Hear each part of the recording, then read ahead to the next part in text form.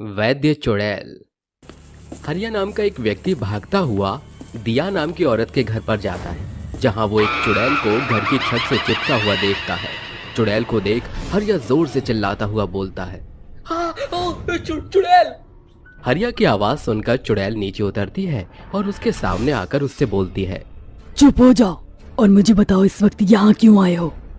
अरे पहले तुम बताओ, तुमने हमारी वैद्य रानी के साथ क्या किया। मैं यहाँ अपनी वैद्य रानी को बुलाने आया हूँ। अरे मेरी बीवी गर्भवती है, उसकी हालत बहुत खराब है। क्या तुम्हारी बीवी गर्भवती है और उसकी हालत बहुत खराब है? अब मैं इस रूप में कैसे जाऊं इसकी बीवी की जान बचाने के लिए? अगर मैं इस वक्त उसकी बीवी की जान बचाने के लिए नहीं गई तो वो और उसका बच्चा मारा जाएगा, और अगर मैं चली गई तो सबको पता चल जाएगा कि मैं एक चुड़ैल हूँ। चुड़ैल गहरी सोच में होती है कि तभी मौका देखकर हरिया वहां से भागने लगता है, पर चुड़ैल अपनी शक्तियों से उसके पैर को जाम कर देती है, जिस वजह से हरिया अपनी जगह से हिल नहीं पाता। जिसके बाद हरिया चुड़ैल से बोलता है, देख चुड़ैल, मुझे नहीं पता कि तू कौन है और क्या चाहती है, पर मेरी बीवी जिंदगी और मौत के बीच जूझ रही है। मुझे जाने दे यहाँ से। अगर मैंने तुम्हें छोड़ दिया तो तुम गांव में जाकर सभी गांव वालों को सच बता दोगे कि मैं एक चुड़ैल हूँ, इसलिए मैं तुम्हें नहीं छोड़ सकती। इतना बोलकर चुड़ैल अपनी शक्तियों से हरिया को एक कुर्सी से बांध देती है और उसके मुंह पर एक पट्टी भी बांध देती है, और चुड़ैल हरिया के घर जाती है। जिसके बाद वो अपनी शक्तियों की मदद से वहां खड़े सभी लोगों को बेहोश कर देती है और हरिया की बीवी की जान बचा लेती है। इसी के साथ सुबह हो जाती है और चुड़ैल अपनी इंसानी रूप ले लेती है। उधर हरिया भी जैसे तैसे करके उस घर से आजाद हो जाता है और भागते हुए अपने घर आता है, जहां वो अपने सामने वैद्य महारानी यानी कि दिया को देखता है। दिया को देख हरिया दिया के पास जाता है और उससे बोलता है, वैद्य महारानी, आप यहाँ हैं। भगवान का लाख लाख शुक्र है कि आपको कुछ नहीं हुआ। वैद्य महारानी, क्या आप जानती हैं, जब कल रात मैं आपके घर गया तब मैंने वहाँ पर एक चुड़ैल देखी। क्या मेरे घर में एक चुड़ैल? हाँ वैद्य महारानी, और मैं बहुत डर गया था। वैद्य महारानी, उस चुड़ैल को आपके घर में देखकर मुझे लगा कि उसने आपको मार दिया। वैसे आपको मेरी बीवी की हालत के बारे में कैसे पता चला, और आप यहाँ कैसे आई, और वो चुड़ैल कौन है जो आपके घर में थी? वो कल मैं पास वाले गांव में किसी मरीज को देखने के लिए गई थी। वहां से आते हुए मुझे तुम्हारे घर से तुम्हारी बीवी की चीखने चिल्लाने की आवाज आई, और जब मैंने यहाँ आकर देखा तो तुम्हारी बीवी जिंदगी और मौत से जूझ रही थी। फिर क्या था, मैंने रात भर यहाँ रहकर तुम्हारी बीवी की सेवा करी। हरिया, मेरी तुमसे एक विनती है, तुम प्लीज इन गांव वालों को मत बताना कि तुमने मेरे घर में एक चुड़ैल देखी है। मैं नहीं चाहती कि किसी के विश्वास को ठेस पहुंचे। ठीक है वैद्य महारानी, मैं ये बात किसी को नहीं बताऊंगा, और आपको भी मुझसे वादा करना होगा कि आप इस जंगल में नहीं जाओगी। आप जंगल में रहती हैं, इसलिए वो चुड़ैल आपके घर आ गई। वो तो अच्छा हुआ कि कल रात मैं बच गया, साथ ही साथ आप भी। इसलिए मैं चाहता हूँ कि आप अब मेरे साथ रहें, मेरे इस घर में।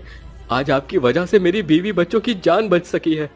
अब हरिया के बार बार बोलने पर चुड़ैल उसे मना नहीं कर पाती और वहीं रुक जाती है, और रात होते ही चुड़ैल उसके परिवार को बेहोश कर देती है और हरिया की तरफ देखकर बोलती है, मुझे माफ करना आर्या, पर मुझे ये करना पड़ा।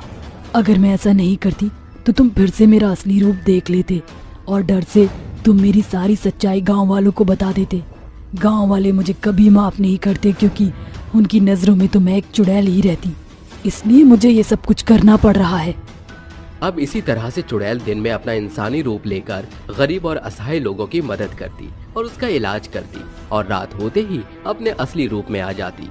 लोगों की नजर से बचने के लिए वो हरिया और उसकी बीवी को बेहोश करके जंगल में चली जाया करती और सुबह होने से पहले घर आ जाती। ऐसे ही एक दिन चुड़ैल अपने असली रूप में होती है। रात का समय होता है, वो जंगल की तरफ जा रही होती है। तभी एक आदमी चंपक की नजर चुड़ैल पर पड़ती है, और अपने गांव में चुड़ैल को घूमता देख वो जोर से चिल्लाता है और सभी गांव वालों के घर का दरवाजा पीटने लगता है, जिससे सभी गांव वाले अपने घर से बाहर निकलते हैं और चुड़ैल को देख उसे घेर लेते हैं। तभी मंदिर का एक पंडित भी वहां आ जाता है, जो अपने तंत्र विद्याओं से उस चुड़ैल को अपने कब्जे में कर लेता है। अरे ना जाने ये चुड़ैल हमारे गांव में कहां से आ गई। वो तो अच्छा हुआ कि मैंने इसे गांव में घूमते हुए देख लिया और सभी गांव वालों को यहाँ जमा कर लिया। शोर की आवाज सुनकर हरिया भी होश में आ जाता है और वो भी बाहर आकर देखने लगता है कि गांव में क्या हो रहा है, जहां वो देखता है कि एक पंडित चुड़ैल को पकड़कर उससे बोलता है, बता चुड़ैल, कौन है तू और यहाँ क्यों आई है? मैं नहीं बता सकती कि मैं कौन हूँ। बताना तो तुझे पड़ेगा। इतना बोलकर पंडित कुछ मंत्र पढ़ता है जिससे चुड़ैल को काफी दर्द होता है और उसके शरीर पर चोट के निशान बनने लगते हैं, जिस वजह से चुड़ैल सभी गांव वालों को बताते हुए बोलती है, मेरा नाम दिया है और मैं एक आदिवासी हूँ जो अपने परिवार के साथ जंगल में रहा करती थी। मेरा पति एक वैद्य था जो अपनी जड़ी बूटी से सबका इलाज किया करता था। उनके साथ रहकर मैं भी ये काम सीख गई थी, पर एक दिन एक दुर्घटना में मेरे पति की मृत्यु हो गई, जिसके बाद मैं अपनी सास के साथ अकेले रहने लगी और अपने पति वाला काम करके अपनी सास की सेवा करती और घर चलाया करती। परंतु एक दिन जब मैं जंगल में जड़ी बूटी तोड़ने गई तब एक जहरीले सांप ने मेरे पैर पर काट लिया, जिससे मेरी भी मृत्यु हो गई। मेरी सास ये सदमा बर्दाश्त ना कर सकी और वो भी चल बसी। परंतु मरने के बाद मैं एक चुड़ैल बन गई और मुझे भगवान से वरदान मिला कि मैं दिन में इंसान बनकर रह सकती हूँ और रात को एक चुड़ैल। इसलिए मैं दिन में एक इंसान बनकर लोगों की सेवा करती हूँ ताकि कोई और व्यक्ति मेरी तरह अपने परिवार को ना खो सके, और रात को मैं एक चुड़ैल बन जाती हूँ और तुम गांव वालों के डर से मैं जंगल में ही रहा करती हूँ। परंतु भगवान की लीला देखो, आज तुम सभी गांव वालों ने मेरा असली रूप देख लिया और अब मेरी मुक्ति का समय भी हो गया है, क्योंकि भगवान जी ने ये वरदान देते हुए मुझे बोला था कि अगर मेरी सच्चाई किसी को पता चल जाएगी तो उसी दिन मुझे मुक्ति मिल जाएगी। इसलिए अब मैं तुम गांव वालों की और सेवा नहीं कर सकती, मेरा बुलावा आ चुका है।